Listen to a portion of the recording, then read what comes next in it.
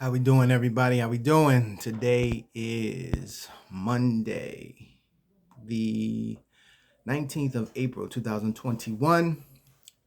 Just coming for my real estate lunch talk.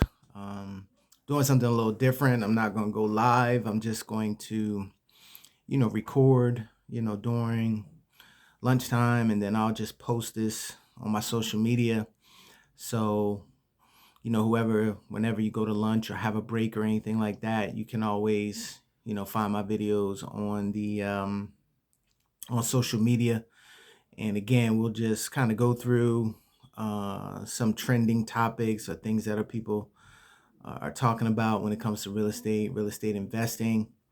And these videos won't be that long. Give you something to think about, maybe to do some of your own research on possibly. And when I post it, if you do have questions, you can always put them in the comments. I'll check the comment section and I will answer them when they come in. So that is, how we're going to handle the real estate lunch talk. I will be going live in the evenings, about 7:30 on Mondays and Thursdays. So we cut it down to 2 days a week. Mondays, 7:30. We'll be focusing on real estate note investing. So I'll be available if people want to ask questions, be covering certain topics. The topic tonight will be we're going to start to go through a series on exit strategies for non-performing notes and for performing notes that may go um, into non-performing. So, what do you do? So we'll be talking about that later on this evening, 7:30 p.m. And then on Thursdays, we'll be focused on self-directed IRAs. That'll be our focus on Thursdays. Monday evenings will be in regards to note investing, and Thursdays will be in regards to self-directed IRA investing. Trying to see if we can get people to put their money in a self-directed IRA account and be able to invest that way. There are a lot of tax advantages when it comes to that. So, I think that, people in terms of preparing for retirement and things of that nature, that's something that a lot of people have to think about. And with everything that's going on, I mean, stock market is great right now, but at some point that's going to change.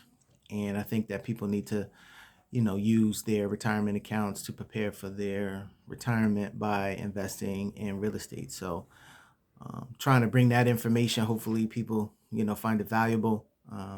Not only with that, you can put accounts in your children's name, your grandchildren's name, and, help them to start investing. So, building wealth and taking more control of you building wealth is what, we'd like to bring to people. And also with the focus on people who are not, have hundreds of thousands of dollars saved up, are not making six figures a year. Maybe you are, quote unquote, a middle class person. We're trying to bring certain techniques and strategies that may work for whatever it is that you have in terms of being able to invest. Sometimes a lot of people in the middle, lower to middle class don't think that they can invest, but there is ways to do that. We try to leverage people's money, and we do it strategically and we do it legally where everything is spelled out and everybody understands what they're getting. But there is a way to leverage smaller amounts of money, smaller amounts of retirement accounts to make that money work for you. So that's what our goal is, to try to bring that to people, and we'll be focusing in on that on Thursday evening, 7:30. And then on Monday evenings, we'll be really going into note investing, the different aspects of note investing. So you can find us on our social media platforms, Abundant Capital Group on Facebook and YouTube. We'll be there. And then also Instagram as well. We'll be going live on those platforms, most likely Facebook and Instagram. So, but for this afternoon, like I said, we just tried to kind of look at, some of the news, some of the things that we've heard about, some of the articles that we come across, and try to make people aware of what's going on, help them make a decision whether you're an investor or just a homeowner. I know a lot of people right now are having to make some decisions, with their house. The market is very hot right now. Do you sell? Do you hold on to it? Is there certain things that you can do? It's a big decision right now for people that have a lot of different parts to it. For each person, obviously they're going to make a decision that's best for themselves and their family. So, and there's a lot of different factors that go into it. So we just try to bring, some information that we see, maybe can help you, get you thinking about certain things to help you make the best decision for yourself. And then again, if you have any questions, um, you can always reach out to us. We'll try to give you the best answer that we know. And if we don't know the answer, then we have some people that we can call on and reach out to give, to get an answer from. So, we're just trying to bring some value to people in any way that we can, whether you're a homeowner or an investor. So that's our number one goal. So, so I'm gonna go through some of these articles that have come up over the last week or so, and see if there's anything that needs to be discussed.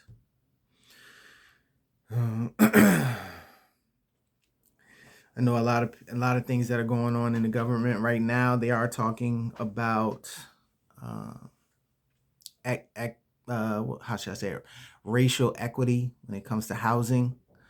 I know that a lot of the states receive money that directly go to rental assistance and housing and things of that nature. So I would definitely tell people to go to their county website or their city website and try to call and find out about some of these, some of this opportunity that's out here. If you are renting and have, obviously had some issues, depending on the city that you live in, there may be a program for you as a renter as well as a homeowner during this particular time. So that was an article that I read, I would say about 2 weeks ago. I think President Biden signed into effect, and a lot of these cities across the country got a certain amount of funds that is for housing specifically. So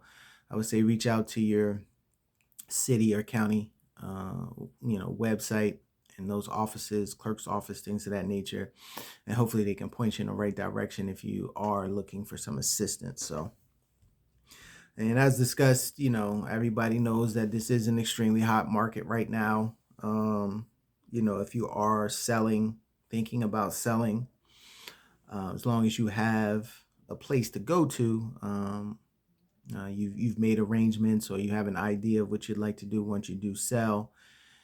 It is a good time to take advantage, of the market. Obviously, you can still be safe with COVID and things of that nature. There's a lot of protocols and things that you can put in place. I actually went to go see a property on Friday, and we did the mask and hand sanitizer and gloves and all of that. So hopefully something will be coming out of that we can make an announcement on. But so it is an extremely hot market. I guess it's good for you for seller. For the buyer, I don't necessarily know if it's a good thing. It really depends on your overall financial situation and your housing goals. I would say over the next between 5 to 10 years. Because if this market does change, if you've overpaid by 25,000, 50,000, some cases more than that, in the long run, are you really making money on that money that you overpaid for the house or had to put out on the house? That $25,000, did you lose money on that, over the next 5 years, 7 years, 8 to 10 years? We're talking about we're in inflation. Inflation is coming and it's starting to happen, and you see it in certain things. So if that continues to rise, how much money did you make off of having to overpay for that particular property? And if property values inflation with the accompanied by an adjustment in the housing price, with those two things. So could that $25,000 been better to go and invest in a property, or go invest in a cryptocurrency, or continue to invest in the stock market as opposed to the house? And that's just one side of it. That's just the financial side. I know I've spoken to some people, had some conversations, and there is an emotional side to home ownership. People have children, memories, creating memories, watching your children grow up, and things of that nature. Obviously, I would say that you can't put a value on that. I don't think there is a monetary value that you can put on that. So, but again, that's a decision that everybody has to make. If it's worth you making that type of investment, then obviously that worked for you. But I think we have to really look at it from all sides, and then just try to make the best decision for yourself. So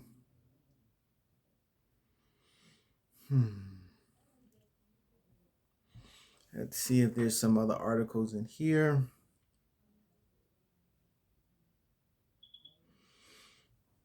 They're talking about too that the moratoriums, I think they have been pushed into June right now. It's either June or September. I'm not absolutely. I think it might even been September the last time that they extended it. So, and what I'm hearing is that that's going to go into the end of the until the end of the year. So basically, you won't be evicted or foreclosed on if you have a government sponsored loan, government backed loan. You won't be foreclosed on, and landlords can evict during this particular moratorium as well. So that's probably going to get extended. So, what are people going to do that have rental properties with tenants that are not paying? What is their strategy? What we try to do is offer them solutions on their rental portfolio. There's a way that the owner of that house can sell the property to someone like us and still make cash flow, but not have to worry about the tenants and things of that nature. The new buyer will have to deal with that situation. And then once the property is sold, the tenants do have to leave. They can't stay. They can't say they're not protected under eviction at that particular point. The property was technically sold, title changed hands. So they would have to find another place to stay. Now, I'm not an attorney or giving any legal advice or anything like that, but there may be some things where you have to honor the lease up until a certain point. But if people are not paying, I'm pretty sure that you can get out of those leases if people are not paying on that. So if you know anybody that has an investment property, is getting a little frustrated, with being a landlord, so to speak, we'd love to talk to them and find out what it is that they'd like to do, and try to give them some solutions on their property. So because this is going to go into 2022, roughly, with this forbearance. Uh, hmm.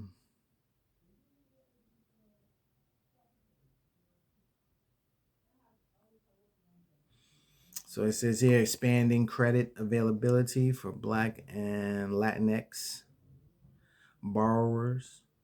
So there seems to be, an initiative with this administration to help out minority people with home ownership. So,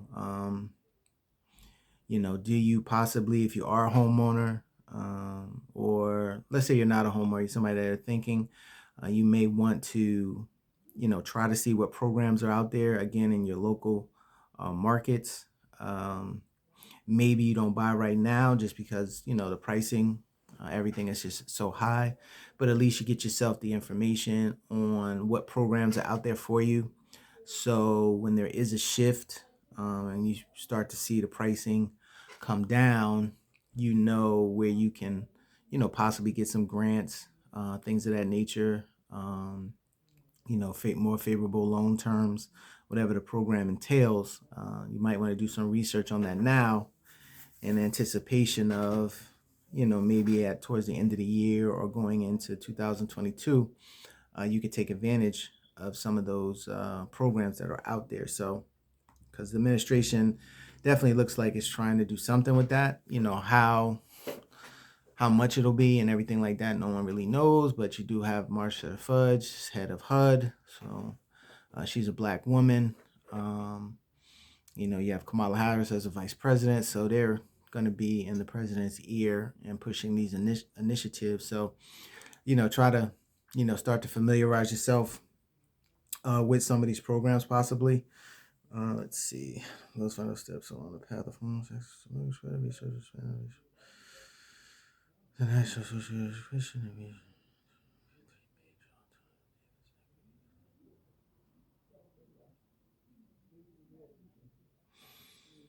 So let's see. It says one of the most vital steps along the path to homeowner.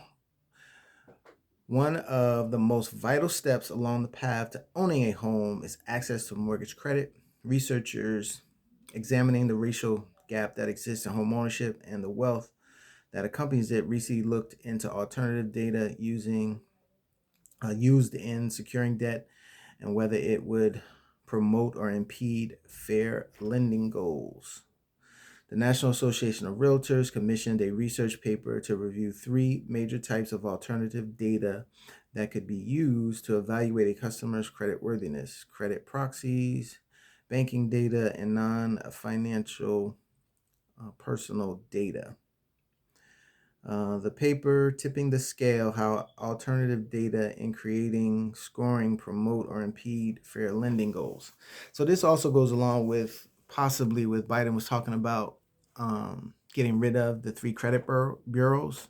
Now, I don't know if that's going to happen obviously this year, but there's been talk that he's been trying to do that.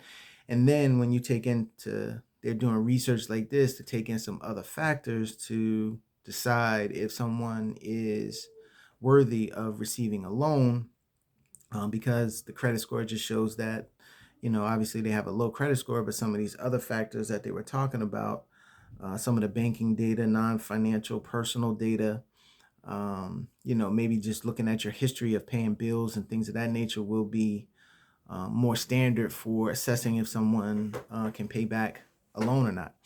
And this kind of ties into when it comes to note investing, is what we talk about. A lot of investors who offer seller financing and create notes don't always pay attention to the credit score.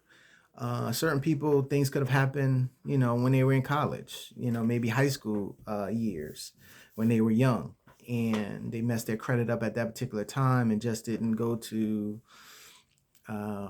these credit places and pay to get their credit score back up and things removed of that nature. But that doesn't mean that they're not good payers, that they don't stay up on their bills and things of that nature. So a note investor will look at some of these other factors when they create a note for someone to live in their particular property. And maybe that may be something going into the future that will become more of the norm as opposed to the three credit bureaus. And if your score is 580 or below, and things of that nature. Maybe they'll look at, what have you been doing for the last 3 years with paying your bills, your cell phone bill, or at your apartment, your PSE&G.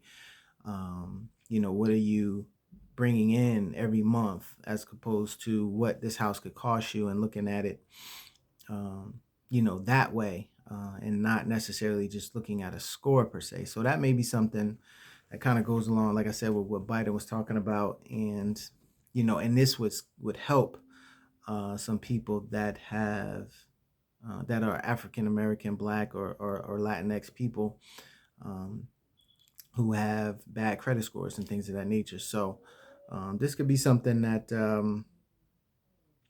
this research is just starting. It's probably going to take a while, but the more that they research, hopefully some policy will come out of this to assist more African Americans, Blacks and Latinx to, get themselves into home ownership. And then that's just the first step. And then, we have to make sure that we are looking at the market, understanding, what's going on in the market, and knowing when we have equity, being able to leverage that equity. Potentially, maybe you don't want to move, but at least you leverage it. You could take it out of your house to put it into another investment property, or put it into something that's going to make you money. So these are some of the things that you have to think about too. The first step, for a lot of people, is buying a home. But then when you do buy a home, let's try to look at the next part of building wealth, and how do you do that. And a lot of times in the era that we're living in, it is about leveraging debt.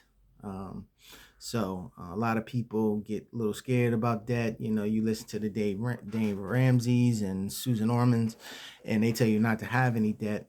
And then you look at people like Robert Kiyosaki and others like him, Ken Mac, I think his name is McElroy, Ken McElroy. He's big on YouTube as well. And Robert Kiyosaki talk about, debt and leveraging debt is probably better than having money right now, and in the future, just because of what's going on in the country and imprinting money. You want to leverage this cheap debt, 2-3%. Maybe even if you have to pay a little bit more, you still can leverage it, and put it into things that are going to pay you money, hopefully every month. So, this is a good article here that we saw. I'll put it, I'll post it in the comments if somebody wants to read it. But these types of studies and things, you want to keep your eye on. The more that they study it, like I said, hopefully that's gonna, turn into policies that come out of the study.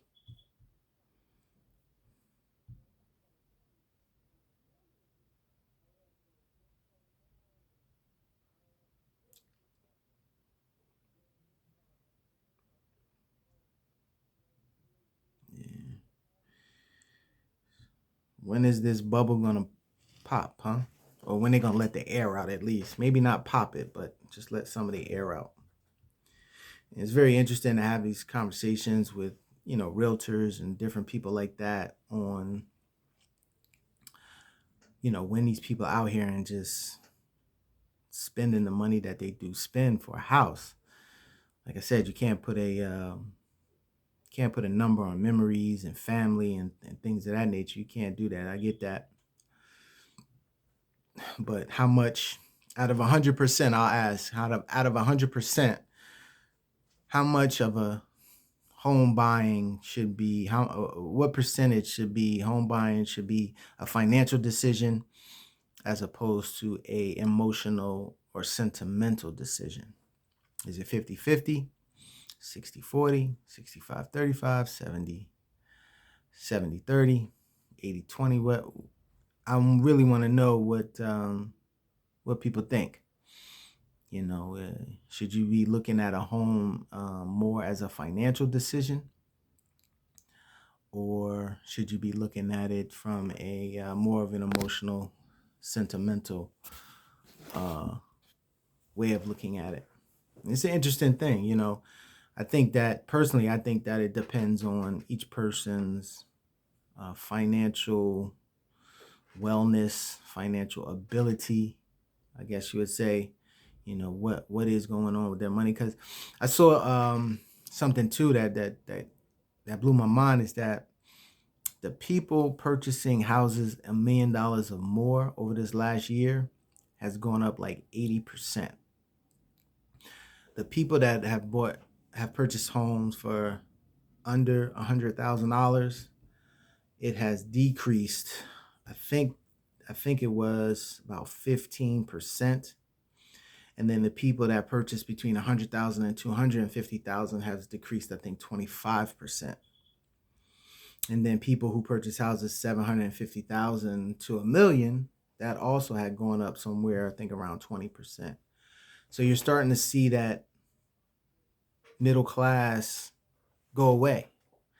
You're in a pandemic and people are purchasing homes over $1 million.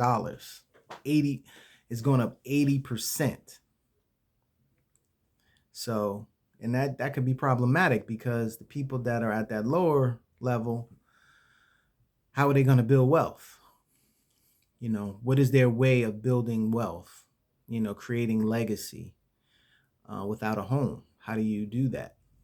I'm sure that there are ways to do it, but I think that most people will tell you that the first step to building it is by owning a home, and then obviously doing right by that as the years go on once you do own the home.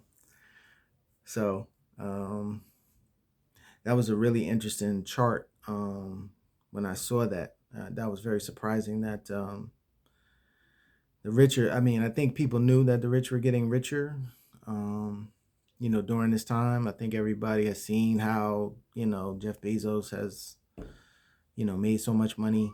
And I think over $1 trillion of wealth has been gained in the last year since the pandemic. So, but when you create that two-tier system where you just have rich and poor, that could have some negative long-term effects, on this country. So, like I said, we're trying to, try to help people as best as we can, whatever the situation they're in.